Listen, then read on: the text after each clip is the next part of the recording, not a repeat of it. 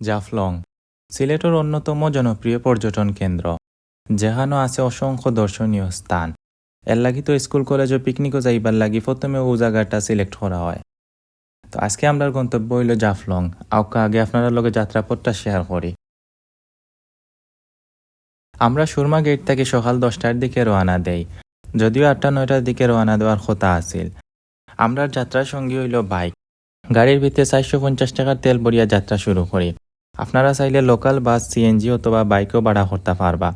এক্ষেত্রে সিএনজি সিলেট থেকে রিজার্ভ নিলে আপনারা যাওয়া আসা 1500 থেকে 2000 টাকার মতো লাগবো। আর লোকাল বাসে সুবানীঘাট থেকে গেলে প্রায় 110 টাকা লাগবো। গেট লকে গেলে 150 টাকা। আবার চাইলে সিলেট থেকে বাইকও রিজার্ভ করতে পারেন, 700 থেকে 1200 মতো মনে হয় পড়তে পারে। জাফলং যাওয়ার রাস্তা দুই সাইড অনেক সুন্দর।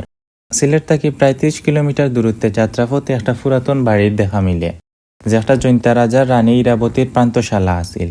এখানে রানী ইরাবতী বিশ্রাম নিতা আর জ্ঞান অর্জনের লাগি পড়াশোনাও করতা।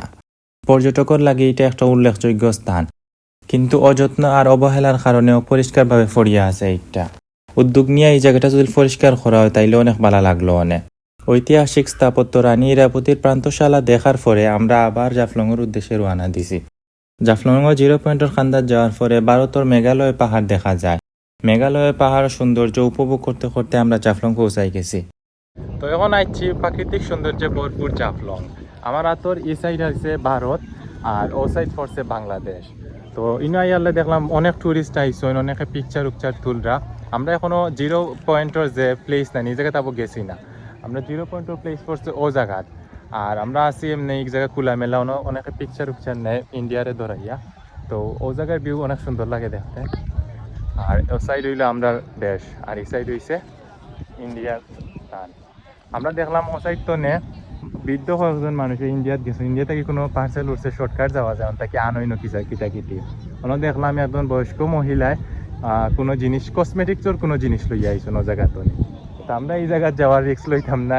কট খাই লিলে আবার কোনো রাস্তা আমরা জানি না। ও জায়গা থেকে ইন্ডিয়াত যাওয়া যায়, আইলে সৌভাগ্যা যেতে পারবে বাড়ি যাওয়া যদি। সিঁড়ি দিয়ে নিচে নামার সময় হাতর ডাইনে বামে অনেক দোকান দেখা যায়। এই জায়গা থেকে চাইলে কেনাকাটা করতে পারবা। একটু যাওয়ার পর হাতর ডাইন দিকে 0 পয়েন্ট লেখা একটা দেখা যায়। ইনো আইয়া অনেকেও পিকচার তুলে। আস্তে আস্তে আমরা নিচে যাওয়ার লাগি রওনা দেই। নিচে যাওয়ার সময় অনেক নৌকার মাঝিরা আপনারা ডাক দিবা। নৌকা ভাড়া লোকালি 200 টাকা করে রাখে, আর রিজার্ভ গেলে 800 থেকে 1500 হয়তো রাখতে পারে। নৌকার মাধ্যমে আপনারা মায়াবী ঝর্ণা, ঝুলন্ত ব্রিজ আরও কয়েকটা জায়গা দেখতে পারবা। একবারে নিচে নামার পর হাজার হাজার পাথর রাখলে আপনারা স্বাগতম জানাইব। আর একটু সামনে গেলে ইনো গোসল করার জায়গা মিলে, ইনো চাইলে গোসল করতে পারবা। ছোট বড় অনেকেও আইয়া ইনো গোসল করে। এই জায়গা থেকে হাতর ডাইন দিকে একটা ব্রিজ দেখা যায়, আর তুরা ফিসে বাংলাদেশ আর ভারতের পতাকা রাখা আছে। যেদিকে পতাকা রাখা এই জায়গা তুষা একটা রাস্তা আছে। ইন থেকে পুরা ভিউ দেখতে অনেক সুন্দর লাগে। ও রাস্তা দিয়ে আটিয়া গেলে বাংলাদেশ আর ভারতের সীমান্তর একটা কুটি দেখা যায়। কয়েকটা দোকানের মাঝে পাথরের উপরে নাম, বিবাহ বার্ষিকী, জন্মবার্ষিকীও লেখা হয়। আপনারা চাইলে নিজের ইচ্ছা মতো কাস্টমাইজ করিয়া ইনো লেখাইতে পারবা। এখানে কত সময় থাকিয়া আমরা লালাখালের উদ্দেশ্যে রওনা দেই। লালাখাল তার স্বচ্ছ নীল পানির লাগে বিখ্যাত। এই জায়গার পানি দেখতে অনেক সুন্দর লাগে।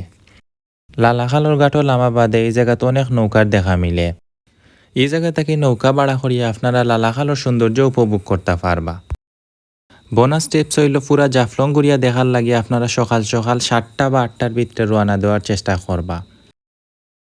লোকাল বাসে যাওয়া নৌকা রাইড আর খাওয়া দাওয়া সপ্তাহে মিলিয়া 1000 থেকে 1200 মতো খরচ হইতে পারে।